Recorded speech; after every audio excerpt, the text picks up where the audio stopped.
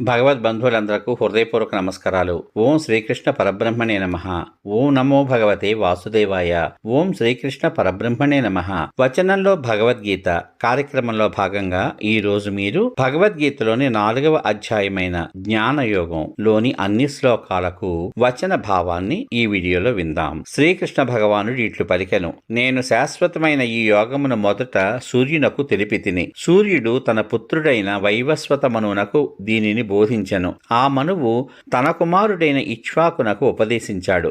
ఈ విధంగా పరంపరగా వస్తున్న ఈ యోగమును రాజర్షులు తెలుసుకున్నారు. కాని అనంతరము ఈ యోగము కాలచక్రమున భూలోకంలో క్షీణించింది. ఈ యోగము ఉత్తమమైనది మరియు రహస్యంగా ఉంచదగినది. నీవు నా భక్తుడవు స్నేహితుడవు కనుక మిక్కిలి పురాతనమైన ఈ యోగమును నేను నీకు తెలుపుతున్నాను. అది వినిన అర్జునుడు, కృష్ణ, నీ జన్మ ఇటీవలిది. సూర్యుని జన్మ కల్పాదియందు జరిగినది, అనగా అతి ప్రాచీనమైనది. నీవు సూర్యునకు ఈ యోగం ఉపదేశించావు అనేది నేను ఎలా నమ్మగలను అని అడిగాడు. అప్పుడు శ్రీకృష్ణ భగవానుడు ఈ విధంగా చెబుతున్నాడు: ఓ అర్జున, నాకును నీకును పెక్కు జన్మలు గతించినవి. వాటన్నింటినీ నేను ఎరుగుదును, కానీ నీవు ఎరుగవు. కారణం, నేను జన్మరహితుడను, నిత్యుడను, సమస్త ప్రాణులకు ఈశ్వరుడను అయినను ప్రకృతిని నా అధీనంలో ఉంచుకొని నా మాయ చేతనే నేను అవతరిస్తున్నాను. భగవంతుడు ఎప్పుడు అవతరిస్తాడు? ధర్మమునకు హాని కలిగినప్పుడు, అధర్మము పెచ్చు పెరిగిపోతున్నప్పుడు, సత్పురుషులను రక్షించి దుష్టులను పాపులను రూపుమాపుటకు మరియు ధర్మమును సుస్థిరమనర్చుటకు ప్రతి యుగమునందు నేను అవతరిస్తూ ఉంటాను. నా జన్మలు కర్మలు దివ్యములని ఎరిగిన వారు మరణించిన తర్వాత మరు జన్మ లేకుండా నన్నే చేరతారు. ఇదివరిలో కూడా ఎక్కువ మంది భక్తులు రాగ భయ క్రోధ రహితులై దృఢమైన భక్తిభావంతో నన్ను ఆశ్రయించి జ్ఞాన రూప తపస్సుచే పవిత్రులై నా స్వరూపమును పొంది ఉన్నారు. భక్తులు నన్ను ఎట్లా సేవిస్తారో ఆ విధంగానే నేను కూడా వారిని అనుగ్రహిస్తాను. మనుష్యులందరూ వివిధ రీతుల్లో నా మార్గాన్ని అనుసరిస్తారు.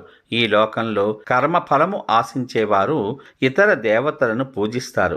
అలా చేయడం వలన వారికి సిద్ధి త్వరగా లభిస్తుంది. గుణ కర్మలను అనుసరించి 4 వర్ణాల్ని నేను సృష్టించాను. అవి బ్రాహ్మణ, క్షత్రియ, వైశ్య, శూద్ర వర్ణములు. ఈ సృష్టికి నేను కర్తను, శాశ్వతుడను అయినప్పటికీ నన్ను అకర్తగా తెలుసుకొనుము. నాకు కర్మ ఫలాసక్తి లేదు, కావున కర్మలు నన్ను అంటవు. ఈ విధముగా నా తత్వం తెలిసిన వారు కర్మబద్ధులు కారు. కర్మలు ఎన్ని రకాలు? వాటి లక్షణాలేమిటి? అర్జున, ప్రాచీనులైన ముముక్షువులు నా తత్వ రహస్యాన్ని తెలుసుకుని కర్మలను ఆచరించారు. కావున నీవును ఆ పూర్వుల వలనే నిష్కామభావంతో కర్మలను ఆచరింపము. కర్మ అనగానేమి, అకర్మ అనగానేమి అనే విషయాన్ని నిర్ణయించుటలో విద్వాంసులు కూడా భ్రాంతికి లోనవుతున్నారు. కావున కర్మతత్వాన్ని నీకు చక్కగా విశదపరుస్తాను. దానిని తెలుసుకొని నీవు కర్మ బంధము నుండి ముక్తుడవయ్యదవు. దానికన్నా ముందు అసలు కర్మతత్వము, అకర్మ స్వరూపము మరియు వికర్మ లక్షణములను కూడా తెలుసుకొనుట చాలా అవసరం. ఎందుకనగా కర్మతత్వము అతి నిగూఢమైనది, తెలుసుకొనుట కష్టము. కర్మ యందు అకర్మను, అకర్మ యందు కర్మను దర్శించువాడు బుద్ధిమంతుడు. అతడు అన్ని పనులు చేయగలిగిన సమర్థ యోగి. ఎవరి కర్మలు శాస్త్ర సమ్మతములై కోరిక సంకల్పము లేకుండా ఉంటాయో, ఎవరి కర్మలు జ్ఞానాగ్నిలో భస్మమవుతాయో అట్టి మహాపురుషుణ్ణి పండితుడు అని అంటారు. చేసే ప్రతి కర్మయందు ఫలాపేక్ష వదలి నిరాశ్రయుడై పరమాత్మయందే నిరంతరం సంతృప్తి కలిగినవాడు, అంతఃకరణమును శరీరేంద్రియములను జయించినవాడు, సమస్త భోగ సామాగ్రిని పరిత్యజించినవాడు, కర్మలయందు పూర్తిగా లీనమైనప్పటికీ అతడు పాపాన్ని పొందడు.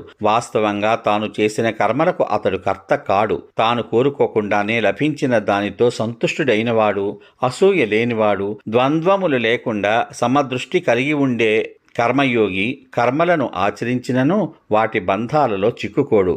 ఎలాగంటే ఆసక్తి, దేహాభిమానము, మమకారము లేకుండా పరమాత్మయందే నిరంతరము మనస్సు నిలిపి కేవలము యజ్ఞము కొరకే ఆచరించు కర్మలు అన్నీయు దేవుని యందు లీనమగును. యజ్ఞమునందు వినియోగించు సాధనములు, హోమము చేయబడు ద్రవ్యములు, అగ్నియు, యజ్ఞము ఆచరించు కర్త, హవన క్రియ కూడా బ్రహ్మములోని అంతర్భాగములే. ఈ బ్రహ్మ కర్మయందు స్థితుడై ఉండు యోగి ద్వారా పొందదగిన యజ్ఞ ఫలము కూడా బ్రహ్మమే.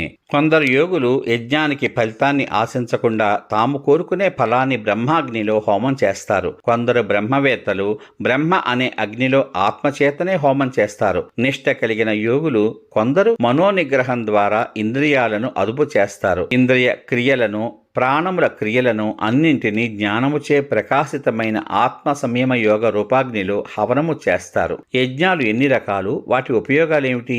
కొందరు ద్రవ్య సంబంధ యజ్ఞములను, తపోరూప యజ్ఞములను, యోగరూప యజ్ఞములను, అహింస అనే తీవ్ర వ్రతమును, మరికొందరు స్వాధ్యాయము అనే జ్ఞాన యజ్ఞమును ఆచరిస్తారు. కొందరు ఉచ్ఛ్వాసలను నిశ్వాసలలోను, నిశ్వాసలను ఉచ్ఛ్వాసలలోను అర్పిస్తారు. మరికొందరు ఉచ్ఛ్వాస నిశ్వాసలను బంధించి సమాధిలో నిలుస్తారు. కొందరు నియమిత ఆహారులై ప్రాణవాయువునందే హవనం చేస్తారు. ఈ సాధకులందరూ కూడా పాపాన్ని పోగొట్టుకుని యజ్ఞశేషమనే అమృతాన్ని భుజిస్తూ పరమాత్మను పొందుతున్నారు. అసలు యజ్ఞమే చేయని వారికి ఈ లోకంలో సుఖం లభించదు. ఇక పరలోక విషయం చెప్పనేలా? ఇలాంటి అనేక రకములైన యజ్ఞములు వేదాలలో విస్తృతంగా వివరించబడ్డాయి. ఈ యజ్ఞములన్నీ కూడా త్రికరణ శుద్ధి అనగా మనసు, వాక్కు, కర్మలుగా ఆచరించినప్పుడే అవి ఫలితాలు ఇస్తాయని తెలుసుకుని బంధముల నుండి విముక్తులవు కావలేను. అర్జున, ద్రవ్యములతో ఆచరింపబడే యజ్ఞం కంటే జ్ఞాన యజ్ఞము మిక్కిలి శ్రేష్టమైనది. కర్మలన్నీ జ్ఞానమునందే పరిసమాప్తమవుతాయి. జ్ఞానం పొందడం ఎలా? తత్వమును దర్శించిన జ్ఞానుల అనగా గురువుల దగ్గరికి వెళ్లి వారికి ప్రణమిల్లి సేవ చేసి నియమముతో ప్రశ్నించుట వలన ఆ తత్వజ్ఞానమును నీవు తెలుసుకొనగలవు. అర్జున, ఈ తత్వజ్ఞానమును తెలుసుకున్న తర్వాత మరలా మోహము పొందవు. ఆ జ్ఞాన ప్రభావముతో సమస్త ప్రాణులను నీ యందు, తరువాత పరమాత్మ అయిన నాయందు చూడగలవు. ఒకవేళ నీవు పాపాత్మలందరికన్నా మహాపాపివి అయినప్పటికీ కూడా జ్ఞానము అనే నౌక సహాయంతో పాప సముద్రమును దాటగలవు. మండుచున్న అగ్ని సమిధలను భస్మము చేసినట్లు జ్ఞానమనే అగ్ని కర్మలన్నింటినీ భస్మమొనరిస్తుంది. ఈ లోకంలో జ్ఞానముతో సాటియగు పవిత్రమైనది మరొకటి లేదు. కర్మయోగ సాధన చేస్తూ ఉంటే కొంతకాలానికి తన ఆత్మయందు అదే జ్ఞానమును సాధకుడు తనంతట తానే పొందగలడు. జితేంద్రియునికి, సాధన చేసేవాడికి, శ్రద్ధ కలవాడికి జ్ఞానం లభిస్తుంది. ఆ జ్ఞానం కలిగిన వెంటనే అతడు పరమశాంతిని పొందుతాడు. అవివేకి, శ్రద్ధ లేనివాడు అయిన సంశయాత్ముడు భ్రష్టుడై నశిస్తాడు. అలాంటి సంశయాత్ములకు ఈ లోకములో గాని పరలోకంలో గాని సుఖం ఉండదు. ధనుంజయ, చేయవలసిన కర్మలను ఆచరిస్తూ కర్మఫలములన్నింటినీ భగవంతునికి అర్పణ చేస్తూ వివేకము ద్వారా అనుమానములన్నింటినీ తొలగించుకొనుచు అంతఃకరణమును వశమునందు ఉంచుకొనిన వానిని కర్మలు బంధించలేవు. కావున అర్జున, నీ హృదయమునందు గల అజ్ఞానజనితమైన అనుమానములను వివేక జ్ఞానమనే ఖడ్గంతో రూపుమాపి యోగమునందు స్థితుడవై యుద్ధము చేయుటకై లెమ్ము. ఈ విధంగా ఉపనిషత్తు, బ్రహ్మ విద్య, యోగశాస్త్రము, శ్రీకృష్ణ సంవాదము అయిన శ్రీమద్ భగవద్గీత యందు జ్ఞానయోగము అనేటువంటి 4వ అధ్యాయము సమాప్తము. ఇంతవరకు మీరు వచన భగవద్గీతలో భాగంగా శ్రీమద్ భగవద్గీతలోని 4వ అధ్యాయమైన జ్ఞానయోగంలోని అన్ని శ్లోకముల యొక్క వచన సారాన్ని విన్నారు. రేపటి భాగంలో వచన భగవద్గీత కార్యక్రమంలో భాగంగా శ్రీమద్ భగవద్గీతలోని 5వ అధ్యాయమైన కర్మ సన్యాస యోగములోని అన్ని శ్లోకముల యొక్క వచన భావాన్ని విందాం. ఓం శ్రీకృష్ణ పరబ్రహ్మణే నమః. సర్వే జనా సుఖినో భవంతు. ఓం నమో భగవతే వాసుదేవాయ. శుభమస్తు. స్వస్తి.